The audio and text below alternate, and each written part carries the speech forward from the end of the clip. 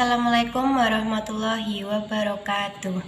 Sebelumnya perkenalkan, saya Isniani Nur Rahmawati dari D3 Kebidanan Universitas Jenderal Ahmad Yani. Nah, dalam video kali ini saya ingin membagikan mengenai contoh pengisian partograf. Nah, ini untuk pengisiannya ini berdasarkan kasus. Untuk kasusnya akan saya bacakan terlebih dahulu. Nyai D umur 30 tahun, G3 P2A0, umur kehamilan 38 minggu, alamat Gamping, bersama Tuan E datang ke Puskesmas pada tanggal 11 April 2020 pukul 17.00.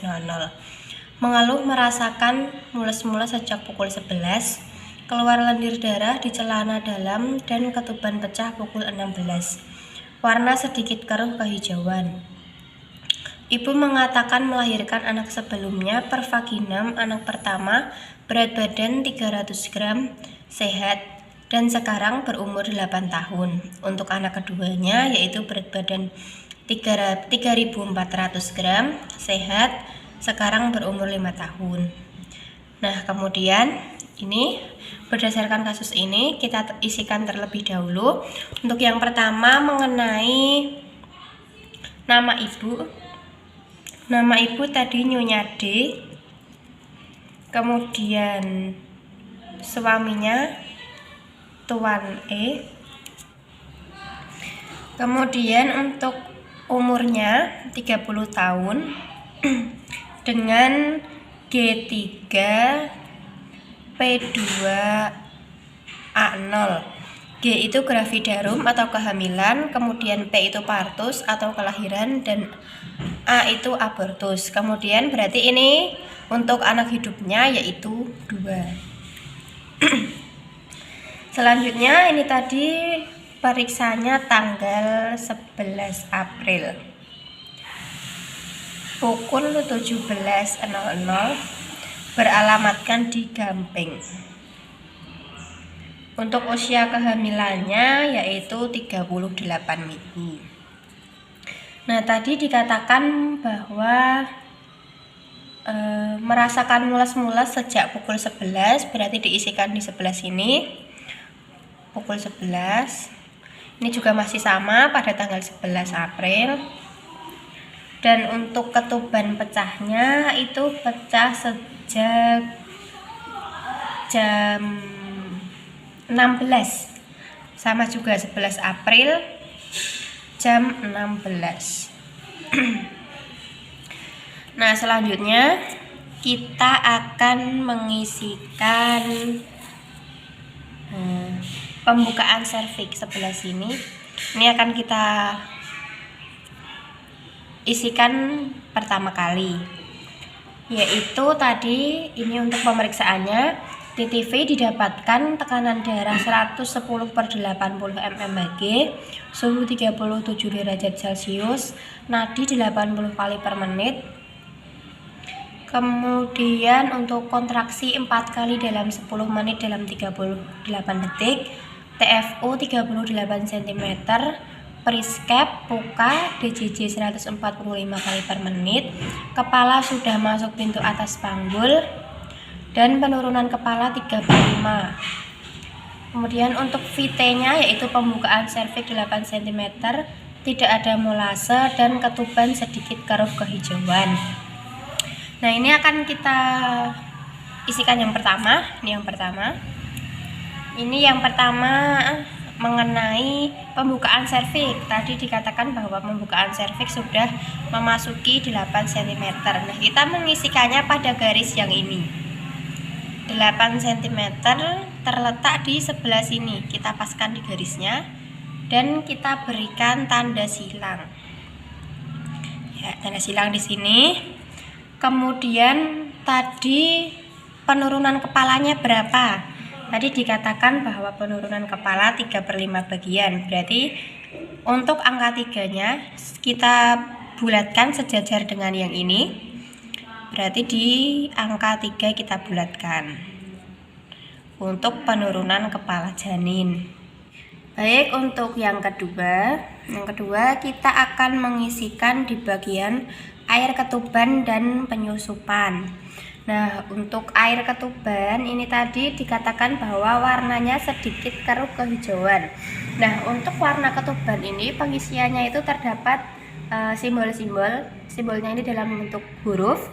Kalau hurufnya U itu artinya ketuban utuh, kemudian J itu ketuban jernih, kemudian M itu mekonium atau terdapat warna kehijauan pada ketuban, kemudian D itu terdapat darah, dan K itu ketubannya kering.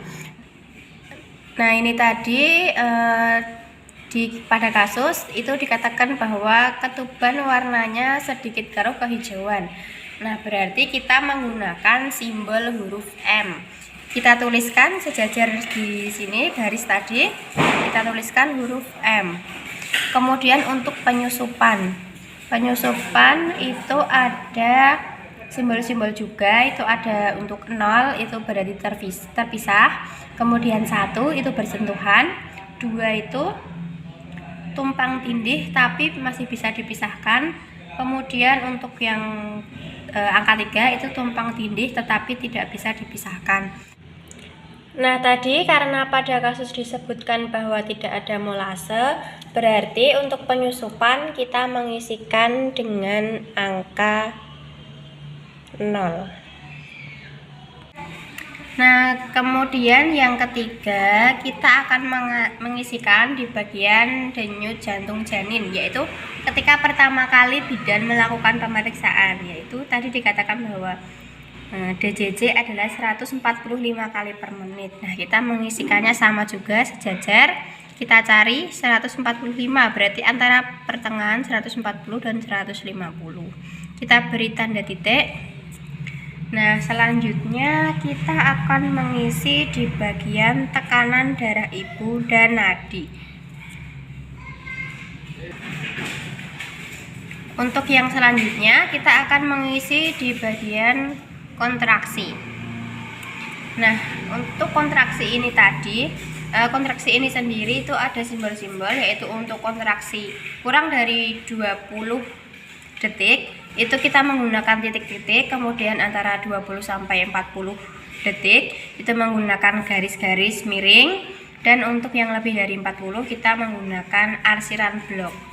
Nah, pada kasus ini untuk kontraksinya yaitu 4 kali dalam 10 menit yang lamanya 38 kali per menit, berarti antara 20 sampai 30 kita menggunakan arsiran, dan ini tadi dikatakan bahwa 4 kali kontraksinya, berarti kita sejajarkan dengan ini, kita cari sampai ke kolom keempat ini dan kita beri arsiran.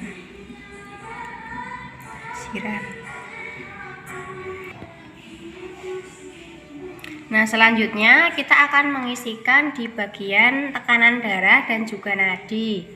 Ini awal ini kita mengisikan di bagian yang tadi waktu pemeriksaan pertama bidan. Nah, tadi untuk nadinya kita teteh di tekanan darah dulu 110 per 80. 110 kita cari, kita sejajarkan dengan ini 110. Nah, untuk yang atas ini kita beri tanda panah ke atas, dan untuk yang bawah kita beri tanda ke bawah tadi 80, kemudian kita berikan garis. Nah, seperti ini. Nah, kemudian untuk nadinya tadi 80 kali per menit. Nah, untuk nadi kita berikan simbol titik pada garis ini secara berhimpitan. Tadi nadinya 80, berarti kita berikan tanda titik di sebelah sini. Nah, yang selanjutnya kita akan mengisikan DJJ, kemudian kontraksi dan juga nadi pada pemeriksaan di jam-jam berikutnya. Nah, ini tadi untuk yang ini kan tadi jam 17.00.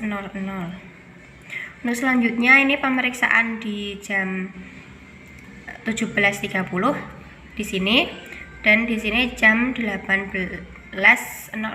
Jadi setiap satu kolom ini mewakili 30 menit. Seperti itu. Di sini jam 18. Nah, untuk jam 17.30 sendiri itu untuk DJJ-nya itu 142 kali per menit. Berarti kita letakkan di sebelah sini. Dan untuk yang jam 18 itu 180 kali per menit di sebelah sini. Untuk yang 18.30 150 kali per menit, tepat di angka 150 kita memberikan titik. Kemudian jam 19 atau jam 7 itu DJJ nya 150 kali per menit, sama juga. Dan untuk 19.30 itu di 152 kali per menit, agak naik ke atas. Nah, seperti ini. Kemudian kita akan memberikan arsiran ataupun tanda blok pada kontraksi. Pada jam 17.30 itu untuk kontraksinya yaitu 4 kali per menit selama 35 detik. Berarti 4 kali tadi kita arsir di sini, dan 35 berarti itu masih masuk antara 20 sampai 40, kita beri arsiran. Kemudian yang jam 18 itu 4 kali per 10 menit selama 35, sama arsiran juga. Kemudian untuk jam 18.30 itu juga 4 kali, lamanya 40 detik, masih masuk di arsiran, jadi kita arsir. Kemudian untuk yang jam 19 itu 4 kali per 10 menit dengan lama 45 detik. Jadi sudah masuk di tanda yang di blok. Kita blok seperti ini sampai rata agar bisa beda dengan yang tanda arsiran. Kemudian yang selanjutnya pada jam 19.30 itu sebanyak 5 kali per 10 menit selama 45. Berarti kotaannya, tabelnya sampai angka 5. Di blok juga karena lebih dari 40 detik. Seperti ini.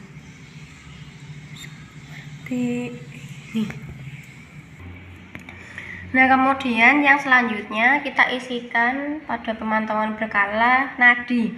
Untuk nadi pada jam 17.30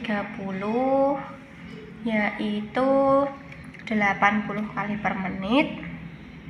Sejajar juga 80 kali per menit. Kemudian yang jam 18 itu 85 kali, berarti di pertengahan 80 dan 90. Kemudian yang jam 18.30 86 kali, naik sedikit. Dan jam 19 itu 80 kali, 88, naik lagi. Kemudian 19.30 juga masih 88, sama. Nah, ini tadi ada kelupaan untuk yang suhunya.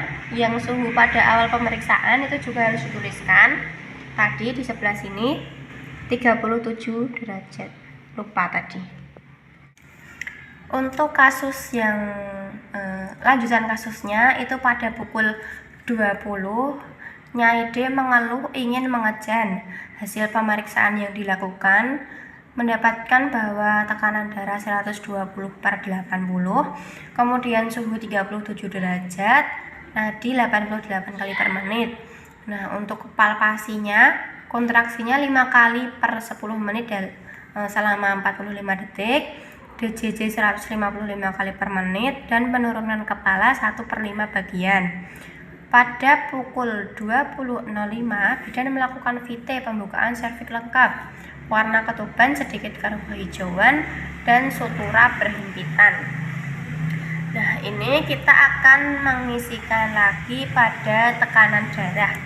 Tekanan darahnya yaitu 120/80. 80-nya di sini kita beri tanda panah ke bawah, dan 120 kita berikan tanda panah ke atas, dan kita beri tanda hubung. Kemudian untuk nadinya yaitu 88 kali per menit. Sebelah sini kita berikan titik. dan suhunya 37 derajat, tidak ada perubahan. Kita isikan di sini. Nah, setelah itu untuk kontraksinya yaitu 5 kali per 10 menit selama 45 detik. Berarti ini 5 kali dan kita berikan arsiran blok di sebelah sini 5 kali. Nah, seperti ini. Nah, kemudian untuk DJJ-nya yaitu 155 kali per menit. Kita berikan titik di sini 155, berarti antara pertengahan 150 dan 160. Kemudian untuk penurunan kepalanya yaitu 1/5 bagian, kita berikan tanda lingkar sejajar dengan ini tadi pada angka 1 sebelah sini. Nah, seperti ini. Kemudian untuk pukul 20.05 itu pembukaan serviknya sudah lengkap, warna ketuban sedikit keruh kehijauan dan sutura berhimpitan. Nah, untuk jamnya ini sendiri bila itu lebih dari 30 menit maka itu akan dibulatkan ke atas, misalnya jam 20.38 berarti nanti itu akan dibulatkan ke jam 21. Nah, misalkan itu jam 20.05 seperti ini, maka itu akan dibulatkannya ke bawah jadi ke jam 8, jam 20. Tuh, berarti kita mengisikannya di sebelah sini lurus dengan ini, sejajar dengan ini. Tadi pembukaan serviks lengkap, lurus. Nah, kita berikan tanda silang di sebelah sini, lurus dengan angka 10 dan sejajar dengan ini juga, sejajar dan lurus. Kemudian untuk warna ketubannya sedikit keruh hijau, berarti kita berikan tanda M, mekonium. Dan untuk sutura berhimpitan kita berikan tanda 1, seperti itu. Dan selanjutnya ini jangan lupa juga untuk yang pemeriksaan protein urin. Nah, ini tadi disebutkan bahwa hasil protein urinnya itu negatif. Tadi itu pada pemeriksaan awal jam 17.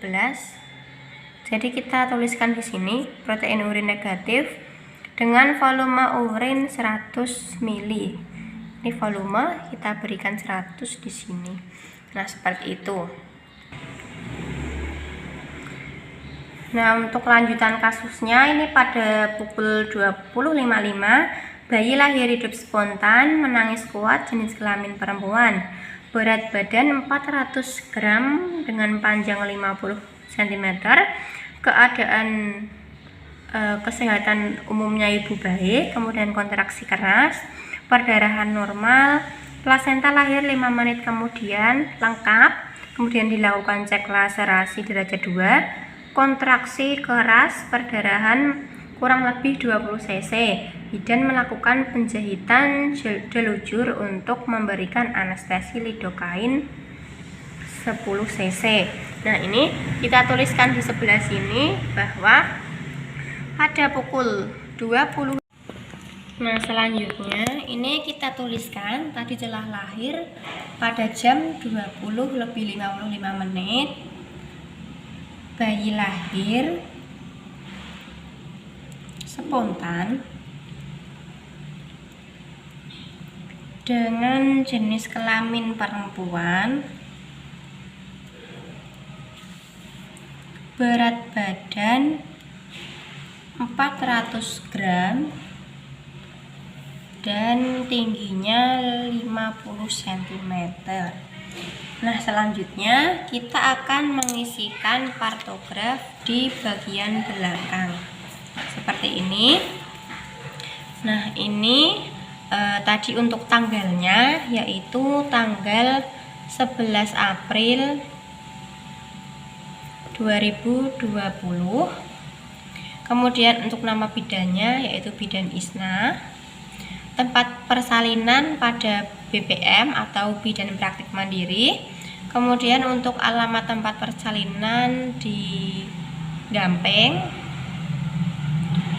Kemudian untuk catatan ini kelas 1, 2, 3, 4 karena tadi bisa diselesaikan. Kemudian alasan merujuk tidak ada, tempat rujukan juga tidak ada. Kemudian untuk pendamping pada saat merujuk ini juga tidak ada.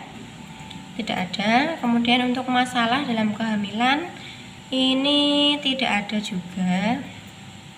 Kemudian untuk persalinan kelas 1 itu partograf melewati garis waspada itu tidak, kita beli lingkaran. Kemudian untuk masalah lain juga tidak ada. Kemudian penata laksanaan masalah tidak ada. Dan kemudian ini untuk hasilnya itu juga kita berikan tanda strip karena tadi tidak ada masalah. Kemudian untuk kala 2 itu tadi kita tidak memberikan episiotomi, berarti kita silang pada tidak. Kemudian untuk pendampingan pada saat persalinan tadi ibu didampingi oleh suami, berarti kita centang pada kolom suami. Kemudian untuk pemantauan PJJ setiap 5-10 menit selama kala 2 itu tadi hasil pemantauannya yaitu naik turun tetapi masih dalam batas normal, naik turun batas normal. Nah, kemudian untuk gawat janin pada kala 2 tadi juga tidak ada. Kemudian untuk distosia bahu tidak ada. Masalah lain juga tidak ada. Selanjutnya untuk kala 3 itu untuk inisiasi menyusui dini itu ya ada tadi. Kemudian untuk lamanya kala 3 itu 5 menit. Tadi pelepasan plasenta itu dibutuhkan waktu 5 menit. Kemudian untuk pemberian oksitosin 10 unit intramuskular itu iya tadi diberikan yaitu 1 menit setelah bayi lahir. Kemudian untuk penjepit tali pusat itu diberikan 5 menit setelah bayi lahir. Dan untuk pemberian ulang oksitosin itu tadi tidak diberikan karena plasentanya bisa langsung lepas. Jadi kita centang pada kolom tidak. Kemudian untuk penanganan tali pusat terkendali itu iya. Nah, selanjutnya mengenai massase fundus uteri itu iya. Kemudian untuk plasenta lengkap itu iya, kita bundari. Kemudian untuk plasenta tidak lahir lebih dari 30 menit itu tidak, karena tadi lahirnya 5 menit. Baik, untuk yang laserasi itu kita centang pada kolom iya karena tadi ada perobekan pada perineum. Untuk perineumnya kita beri tanda bulat. Kemudian untuk laserasinya tadi pada derajat 2 kita berikan tanda bulat pada angka 2. Kemudian untuk tindakannya dengan penjahitan dengan anestesi 10 cc ludokain kita tuliskan. Nah, kemudian untuk atoni uteri itu tidak ada. Kemudian jumlah darah yang keluar atau perdarahan itu kurang lebih sekitar 20 cc. Kemudian untuk masalah dalam penata laksanaan itu tidak ada, dan karena tidak ada berarti hasilnya juga kita strip saja.